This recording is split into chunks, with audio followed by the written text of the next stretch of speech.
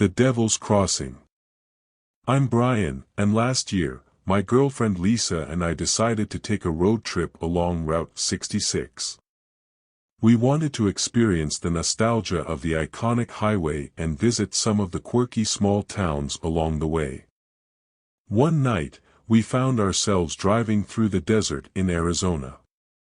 The sky was clear, and the stars were brilliant, but we were running low on gas and needed to find a place to stop. We saw a sign for a town called Devil's Crossing and decided to check it out. As we approached, the air grew colder, and a thick fog rolled in, obscuring the road. The town emerged from the mist, looking like something out of a horror movie. The buildings were old and decrepit, and there was an unsettling silence. We found a gas station and filled up the tank. The attendant, a gaunt man with hollow eyes, didn't say much, just watched us with an unnerving intensity.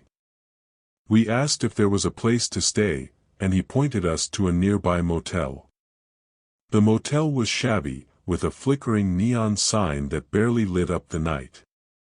We checked in, and the clerk, an older woman with a raspy voice, handed us a key without making eye contact.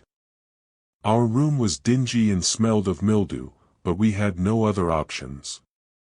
After settling in, we decided to explore the town a bit.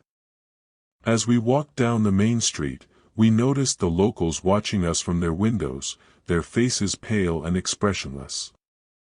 It was eerie, but we tried to ignore it. We found a small diner and decided to get something to eat. The place was empty except for the waitress, who greeted us with a strained smile. We ordered some burgers and coffee, trying to shake off the feeling of being watched. As we ate, the lights flickered, and the diner's radio crackled to life. A deep, distorted voice came through, reciting what sounded like an incantation. The waitress froze, her eyes wide with fear. She whispered, "You need to leave. Now." We didn't need to be told twice. We left the diner and hurried back to our motel, but as we approached, we saw a group of people gathered in the parking lot. They were dressed in dark cloaks, their faces hidden by hoods. They began to chant in unison, the same incantation we had heard on the radio. We ran to our car and jumped in, but it wouldn't start. The chanting grew louder, and the cloaked figures moved closer, their eyes glowing in the darkness. Lisa screamed, and I frantically tried the ignition again. Finally, the engine roared to life, and we sped out of Devil's Crossing. The fog lifted as we drove, and the temperature returned to normal. We didn't stop until we reached a larger town, where we found a motel and collapsed in exhaustion. The next day, we reported our experience to the police, but they were skeptical. They said Devil's Crossing was a ghost town, abandoned years ago. We checked the map, and sure enough, there was no Devil's Crossing. It was as if the town had never existed. To this day, I can't explain what happened that night. Was it a shared hallucination? A ghostly encounter? Whatever it was, it left a lasting impression on us. We continue to travel, but we're much more careful now, always aware that some places are best left unexplored. The Whispering Forest. My name is Eric, and I'm an outdoor enthusiast. Last fall, I decided to take a solo road trip through the Pacific Northwest. I planned to visit several state parks and hike some of the region's most beautiful trails.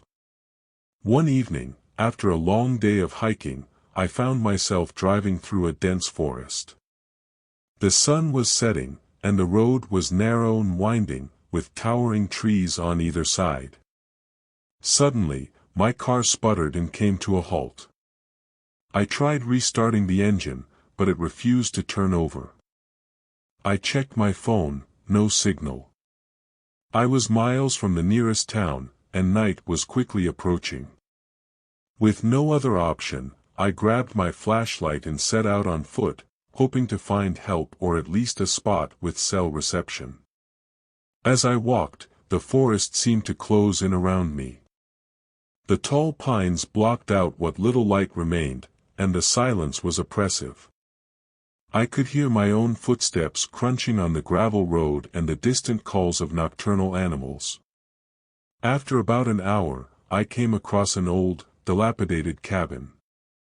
It looked abandoned, but I decided to check it out, hoping for shelter or perhaps a working phone.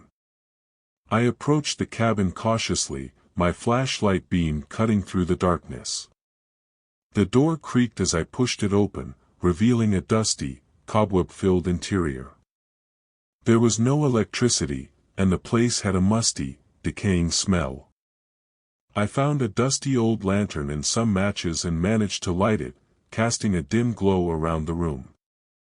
As I explored the cabin, I felt an uneasy sensation, as if I were being watched. I shrugged it off as nerves and fatigue. In one corner, I found an old journal, its pages yellowed with age. Curiosity got the better of me, and I started to read. The entries were cryptic and unsettling, filled with accounts of strange noises, whispers in the night, and shadows moving in the trees.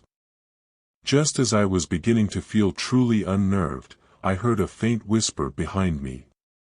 I spun around, but no one was there. The whispering continued, growing louder and more insistent. It seemed to be coming from the walls themselves, echoing through the cabin. My heart pounded in my chest as I realized I wasn't alone.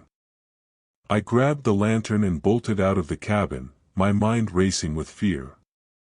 Outside, the forest seemed even darker and more menacing. The whispering followed me, growing louder and more frantic. I ran back towards my car, the beam of my flashlight bouncing wildly with each step. When I finally reached the car, I frantically tried the ignition again. To my astonishment, the engine roared to life. I didn't question my luck, I floored the gas pedal and sped down the road, the whispering fading into the distance. When I finally reached a town, I found a motel and checked in, still shaking from the ordeal. The next morning, I reported the abandoned cabin to the local authorities, but they seemed unfazed. They told me the forest had a dark history, and many people had reported strange occurrences over the years. To this day, I can't explain what happened that night. I've been on many road trips since, but I avoid that forest, haunted by the memory of the whispering voices and the feeling of unseen eyes watching.